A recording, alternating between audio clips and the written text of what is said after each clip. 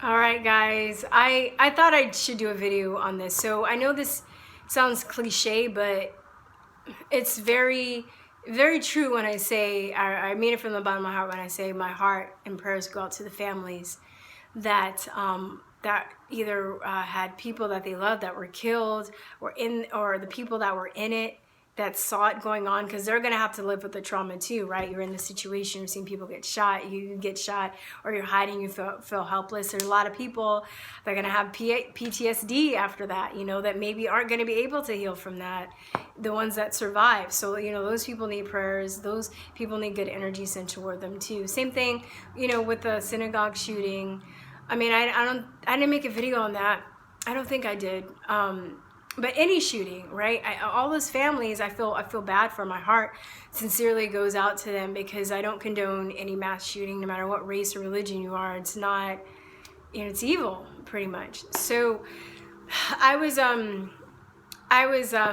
looking at a commentary by Steven Crowder, and he was saying he was reading the manifesto, and it totally is contradicting everything that the mainstream media is saying about the shooter, which which I'm not surprised. So, but I heard that Candace Owens, and I'm not even a fan of hers, but I don't think that she had anything to do with inspiring that guy. Like, that's retarded. So it just seems like, and PewDiePie, like, I don't really know. I know a PewDiePie, I don't really know, but I don't see why, like, they would inspire him.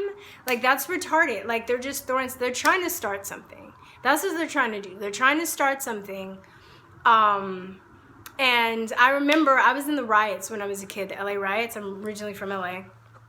And I remember there were three things that I look back on now, and I saw the tension building up. The first one was, I remember these guys, I don't remember their names, but they were released from prison because they were wrongly accused of a crime when they were like 18, and they were finally found innocent, and they got out of prison. So people were like, oh, like, that's, because no matter what race you are, there are a lot of innocent people in prison for stuff they didn't do. And at that time, me being in South Central, blacks, the Latinos, they were mad because we felt it affected us more. So that's already like one layer, right? So then, like, the next thing I remember happening was there was this girl named Latasha Harlins. She was 15, and at that time there was a lot of tension in the Korean and black communities with stores and stuff, and this girl it was on video, it was caught on video, but you can't hear what's being said, but you see the body language, and she's like arguing with the lady, and I think she like shakes her or whatever, and then like yells at her. She turns around, and the lady like gets a gun from the back of the counter and shoots her in the head and kills her. And then the judge only let her off on probation. So people were flipping out. They were like, oh, hell no, blah, blah, blah. So a lot of people were mad about that. So then when the Rodney King video came out, and, I support cops, but cops are people, so cops are fucking wrong too. In this case, they were wrong, because he was handcuffed on the floor. He wasn't a physical threat to him. They had no reason to just wail on him. They were like stepping on top of him with billy clubs and just going like that. And then like 4 or 5 people just like jumped in, and there was somebody recording it secretly. And finally, like, they released the video, and they're like, finally, a lot of people were like, finally, we're going to get her just desserts, because, we've been talking about years that police brutality is really bad. Now we have footage to prove it, and those motherfuckers got off. They got off. Everybody just like lost their mind. They just fucking lost it and start fucking burning down the city like those crazy ass Antifa people in Berkeley. But I digress. I'm going on a tangent. But yeah, so they start, fires for days. It was raining ash. I had asthma attacks. It was the smog, the smoke was just everywhere. There were people walking around the neighborhood with like the long guns. I thought like LA was going to be a third world country for sure. It was one of the scariest times in my life as a kid, okay, being in the middle of that.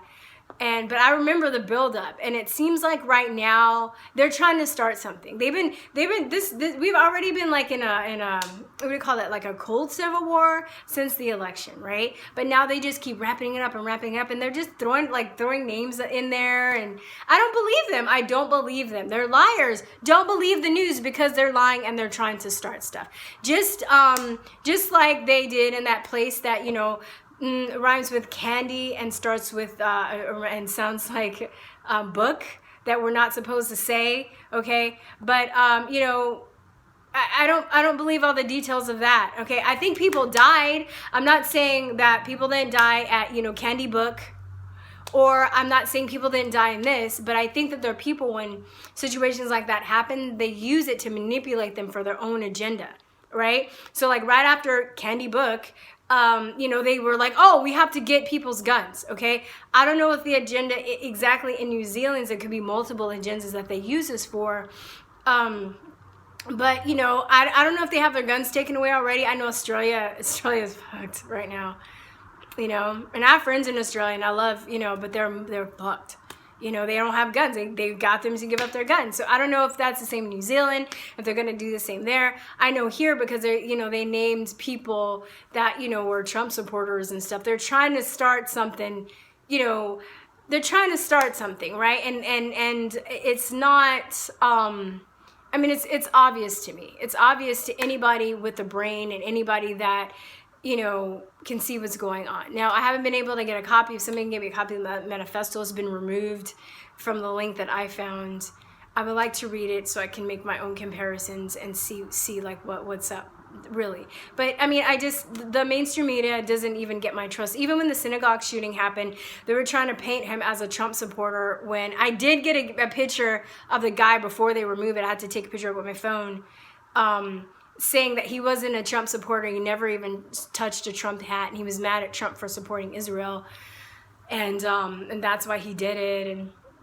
But I never, you know, but they were trying to push him as a Trump supporter, and then they caught that dude with, like, you know, stickers, the pipe bomb that had stickers on his van. They tried to do that stuff too with the pipe bomb. You guys remember that never went off, that were being sent to people.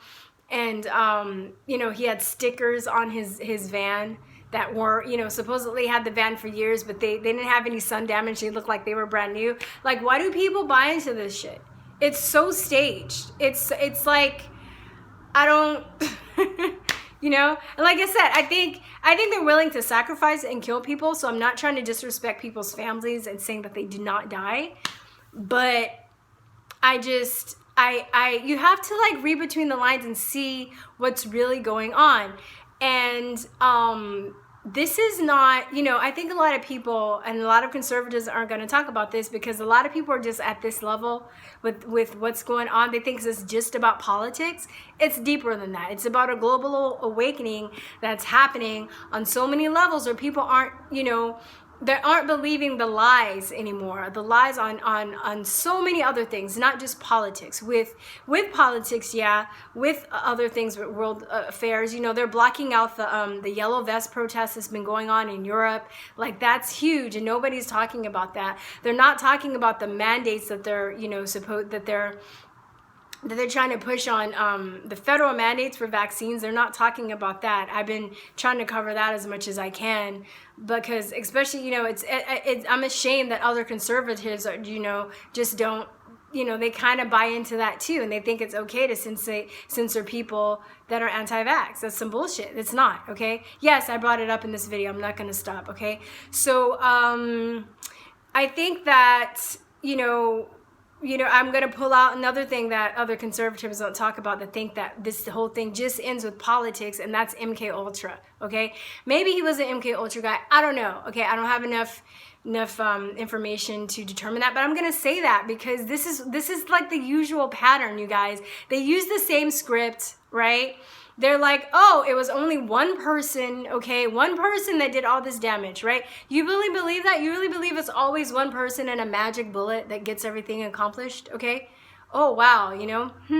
Even in the shootings that happened in Florida, they were interviews of people saying that they were in the nightclub and they were trying to get out, and somebody was holding the door from the other side and blocking them from getting out. And they pull those interviews out, right? There was another guy saying that he was crawling over the floor with bloody bodies and stuff, and he had light colored clothing and there was like no blood on him. So you guys need to like start looking at these stories and use your head, use your common sense, and figure out where they're lying. Because what happens is they usually use like a drop of truth, and then they use a drop of truth, and then they weave lies into it. So then that's what gets people fighting, because we get lost in the details of what's really going on, right? They say the devil is in the details, okay?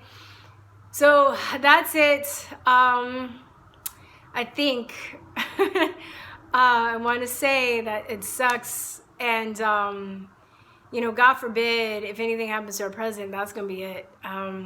But the left is still losing. They're mad, right? They're mad. They have all these crazy people running for president. How many people? Like 20? 20? It's going to be like Hunger Games.